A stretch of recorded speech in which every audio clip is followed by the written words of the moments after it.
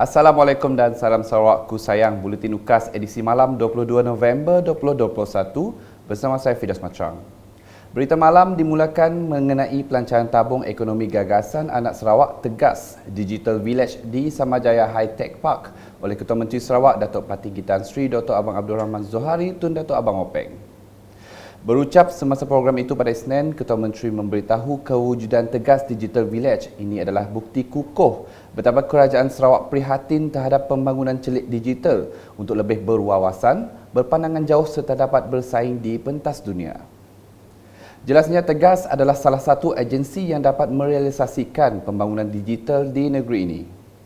Tegas is one of the agencies that can play its part in terms of awareness of technology.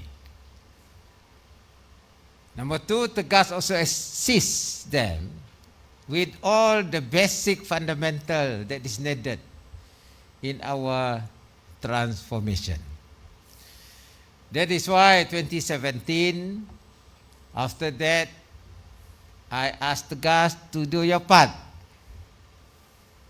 And our model, whether you like it or not, is on the success of Silicon Valley. Ketua Menteri menambah Tegas Digital Village ini adalah berdasarkan sebuah kaedah plug and play dari makmal di Silicon Valley, Amerika Syarikat yang membuat kajian untuk dimasukkan ke dalam sistem teknologi. Hari ini kita mempunyai kampung ini yang mempunyai semua requirement bagi mewujudkan ekosistem bagi para peniaga kita kecil dan sederhana termasuk yang berkecimpung dalam perniagaan teknologi untuk berinovasi dan membuat simulasi dalam kaedah-kaedah yang digunakan oleh mereka sendiri. Sebenarnya model yang diambil oleh Tegas ialah seperti plug and pay, iaitu satu lab di Silicon Valley yang menggunakan kaedah plug and play, bermakna dia membuat kajian. Selepas itu dimasuknya kepada teknologi seperti YouTube dan seterusnya. Sementara itu, Pengerusi Tegas Datuk Len Talib Saleh memberitahu tabung itu adalah idea atau strategi untuk membangunkan ekonomi dan kemakmuran anak Sarawak melalui satu perubahan pemikiran. Jelasnya Tegas Digital Village dijadikan sebagai platform untuk pertumbuhan syarikat permulaan mempromosikan digital inovasi dan keusahawanan selaras dengan strategi ekonomi digital Sarawak 2018 hingga 2022. Our mission is to facilitate technology transfer and commercialization and accelerated the growth of setup through public and private partnership. Initiative at TDV, among others, will include growth acceleration and scale program, R&D, commercialization, market access and funding facilitation, corporate innovation and ecosystem enhancement, as well as intellectual property support. Laporan selanjutnya, Gabungan Parti Sarawak GPS menggariskan dua keutamaan yang akan dilaksanakan untuk penduduk luar bandar selepas pilihan raya negeri ke-12 PRN12 akan datang. Timbalan Ketua Menteri Datuk Ahmad Douglas Unggah Embas berkata, GPS akan memperkasakan lagi usaha pengukuran tanah hak adat Bumi Putra NCR dan mempertingkatkan program sosioekonomi rakyat. Jelas beliau, pengukuran NCR di bawah Seksyen 6 akan membolehkan tanah tersebut diwartakan dan seterusnya dikeluarkan hak milik di bawah Seksyen 18 Kanun Tanah Negeri. Ujarnya, inisiatif itu akan disusuli dengan pelbagai usaha yang dapat menjana pendapatan pemilik tanah. Bercakap semasa program jangkauan komuniti pertanian AgriCorp di rumah Jimmy Ngelambai di Ulu Bayor pada Ahad, beliau menambah sejak 2010, Kerajaan Sarawak telah mengukur lebih 1,11,566 hektar tanah NCR, termasuk 780,203 hektar telah diwartakan. Sementara itu, Datuk Ahmad Douglas Ugah yang juga Menteri Pemodenan Pertanian, Tanah Asli dan Kemajuan Wilayah menambah, program sosioekonomi akan berorientasikan pertanian moden. Jelasnya kerajaan akan membimbing semua petani yang berminat dan akan memberi mereka semua jenis bantuan yang berkaitan. Dalam perkembangan lain, Datuk Ahmad Douglas Ugah percaya Suruhanjaya Pilihan Raya SPR dan Kementerian Kesihatan akan memperkenalkan prosedur operasi standard SOP yang ketat untuk mengelakkan penularan COVID-19 semasa PRN nanti. Katanya tidak perlu untuk mengadakan kempen atau program besar-besaran berkaitan terutamanya di Rumah Panjang. Mengenai kemenangan besar Barisan Nasional BN di Melaka, beliau berkata ia jelas menunjukkan rakyat mahukan kerajaan yang stabil. Ujarnya di Sarawak, kerajaan GPS juga kuat dan stabil di mana ia dapat dilihat menerusi pelbagai bentuk pembangunan yang telah dan sedang dilaksanakan di seluruh negeri. Kesinambungan pembangunan ini katanya memerlukan sokongan penuh rakyat kepada GPS pada PRN ke-12. Seterusnya di Mukah, kerajaan negeri telah memperkenalkan program pengukuran tanah hak adat bumi putera NCR, inisiatif baru pada 2010 sebagai inisiatif mempercepatkan proses penyukatan tanah. Timbalan Ketua Menteri Datuk Ahmad Awang Tengah Ali Hassan berkata, proses penyukatan dipercepatkan bagi memastikan pemilik tanah NCR mempunyai dokumen pemilikan, persepadanan yang jelas dan tidak akan diceroboh sekaligus mempertahankan hak rakyat ke atas tanah NCR yang sahih mengikut perundangan. Kerajaan senantiasa menginginkan asalkan yang menuntut itu dapat membuktikan sana dan ianya adalah mengikut perundangan dan berdasarkan yang terletak di atas para klien itu sendiri dan kita membantu menunjukkan bukan saja kira tapi membantu dan meningkatkan tanah-tanah nasional ini untuk pertahanan anak-anak. Sudah kita melanggar sejak daripada tahun 60-an lagi. Beliau berucap demikian semasa majlis penyerahan surat hak milik tanah Seksyen 18 KTN dan surat kelulusan lot kediaman SPK dalam kawasan Dun Telian bertempat di Kingwood Resort Mukah pada Ahad.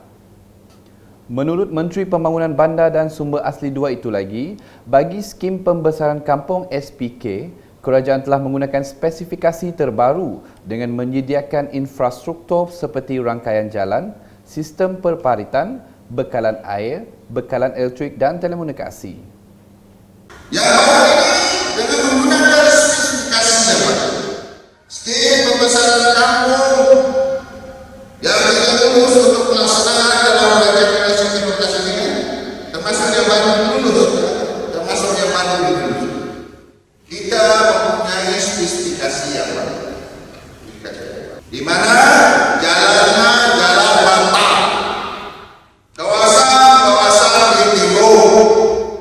Kita akan bagi elektrisiti, kita akan bagi bekalan air dan setengah kawasan untuk kemudahan telekomunikasi. Tambahnya, kerajaan juga telah mengurangkan kadar premium sebanyak 50% bagi lot kediaman di semua SPK dan skim penempatan semula SPS dengan tidak melebihi RM2,500 selot. Seramai 39 penduduk dari Kampung Penat Oyak dan 20 penduduk dari Ulu Sungai Judan dan Sungai Napeh menerima surat hak milik tanah dalam program tersebut. Turut diserahkan surat kelulusan SPK kepada 49 penerima untuk SPK Petanak Fasa 1, 49 penerima bagi SPK Judan dan 23 penerima SPK Penat. Dalam majlis sama, Datuk Ahmad Awang Tengah turut menyerahkan dana bantuan graduan ke arah keusahawanan gerak dan bantuan program usahawan teknikal dan vocational USTEF. Wakil penerima bantuan gerak dari bahagian Mukah, Nur Farah Ain Sarkawi, menerima geran berjumlah RM15,000. Manakala RM20,000 geran USTEF diserahkan kepada wakil penerima dari bahagian Mukah, Kamarul Zali Saman dari Mokdo Desa Enterprise. Datuk Ahmad Awang Tengah kemudiannya menyerahkan geran berjumlah RM5,292,648 kepada wakil penerima pinjaman skim kredit mikro Sarawak SKMS, Muhammad Haziq Ahmad Mahmud dari Amal Enterprise dan Fatimah Narawi dari Fatma Enterprise. Hadir sama Menteri Muda Pembangunan Usahawan dan Perusahaan Kecil dan Sederhana Datuk Muhammad Naruddin Majais, mantan Adun Telian Yusip Nos Balo dan Residen Bahagian Mukah Hamdiah Bakir. Perkembangan berikutnya di Limbang. Kerajaan Persekutuan telah memperuntukkan lebih 400 juta ringgit untuk program Perumahan Rakyat Termiskin PPRT dalam bajet 2022 bagi Bina Baru dan Baik Pulih Rumah. Timbalan Menteri Dua Kementerian Pembangunan Luar Bandar Malaysia, Datuk Hasbi Habibullah berkata, daripada peruntukan tersebut, bahagian Limbang mendapat peruntukan sebanyak 3 juta ringgit sama seperti tahun 2021. Dan saya yakin dalam kita mencari rezeki tak boleh kedekut. Kalau kita sekiranya marah belum ada, dia marah nak tambung lagi kerusi tu berapa, yang sudah pandai ni pun boleh membantu kawan-kawan. Sanak saudara, ajar begini begitu, tak rugi ilmu. Ilmu yang you all dapat hari ni jangan kedekut. Beliau berucap dalam majlis penyerahan kunci rumah Bina Baru PPRT Parlimen Limbang dan sijil penjana khusus digital di Dewan Kampung Bunga Raya Limbang pada Sabtu. Menyentuh mengenai khusus pemasaran digital, Ahli Parlimen Limbang itu berkata, khusus Anjuran Majlis Amanah Rakyat MARA sebagai sebuah agensi kerajaan di bawah Kementerian Pembangunan Luar Bandar KPLB bertujuan meningkatkan kembali ekonomi rakyat tidak kira di bandar maupun di luar bandar. Ujarnya lagi, pemasaran secara dalam talian adalah trend pemasaran yang digunakan peniaga semasa Perintah Kawalan Pergerakan PKP dilaksanakan. Yang sebab saya sentuh ini sebab saya tak sampai hati tengok rumah itu kerajaan berbelanja berpuluh ribu. Sebuah rumah buat sekarang 68. Di Sarawak 68 ribu tau. Tapi jadi huni dibiarkan buruk sampai macam. Apatah lagi kalau yang rumah kayu. Lagilah. Jangan sampai begitu. Jangan sampai begitu. Kalau boleh saya tak nak jumpa rumah yang PPRT yang dibiarkan kosong lah. Kalau saya jalan-jalan di rumah, kalau boleh lain dah hati melihat bah. Dalam majlis itu, seramai 16 penerima bantuan rumah PPRT tahun 2020 menerima kunci rumah mereka secara simbolik dan 20 peserta khusus usahawan digital marketing menerima sijil penyertaan. Dalam perkembangan lain, Datuk Hasbi Habibullah memberitahu semua jalan baru atau naik taraf permukaan jalan sedia ada melibatkan perubahan jalan perlu didaftarkan kepada Jabatan Kerja Raya JKR untuk dimasukkan ke dalam Maris setiap tahun sebelum 31 Disember. Dedahnya, Maris adalah satu sistem inventory untuk jalan-jalan raya negeri dan tertaluk di bawah perlembagaan. Tambah beliau, setiap negeri di Malaysia mendapat peruntukan untuk menyelenggara jalan dan menjadi kewajiban dalam perlembagaan Malaysia. Saya meminta kepada semua jalan-jalan yang baru yang telah pun siap dibina, sama ada jalan yang berturap ataupun jalan R1 ataupun yang mempunyai muka jalan batu dan sebagainya. Jadi bagi saya sama ada jalan itu dibina di bawah KPLB pun yang sebenarnya bukan dia yang buat. Yang banner tu ialah agensi kerajaan seperti JKR, pejabat daerah dan sebagainya lah ya. Jadi semua ini kita nak ianya apabila sudah siap memang seharusnya didaftar, dimasukkan di bawah Maris ya. Itulah dia jalan negeri. Jadi yang timbul kadang-kadang ialah apabila kita tidak mendaftarkannya. Bila tidak didaftarkan, kita tiada peruntukan untuk khusus untuk menyelenggara tiap-tiap jalan raya tersebut. Beliau turut menggesa agensi-agensi pelaksana agar menyelenggara mana-mana jalan yang rosak dengan segera supaya tidak berbahaya dan boleh menyebabkan kemalangan kepada pengguna jalan raya. Ini termasuk meletakkan papan tanda di kawasan jalan-jalan yang rosak atau belum sempat dibaiki sebagai peringatan kepada pengguna jalan raya agar lebih berhati-hati ketika melalui jalan tersebut. Mengenai jalan ke Mentawai, Datuk Hasbi menjelaskan ianya sedang dalam pembinaan dan menggesa kontraktor memberikan komitmen sepenuhnya dalam menyiapkan projek jalan tersebut yang menjadi akses jalan pelancongan ke Gua Mulu dan Gua Buda. Sekian edisi malam bersama saya Fidas Matrang dan kru penerbitan. Berita lebih lanjut boleh didapati di semua platform media sosial UKAS termasuk portal ukas.sarawak.gov.my dan pastikan anda subscribe UKAS channel di YouTube. Terus kekal patuhi SOP yang ditetapkan. Kita jaga kita, salam UKAS.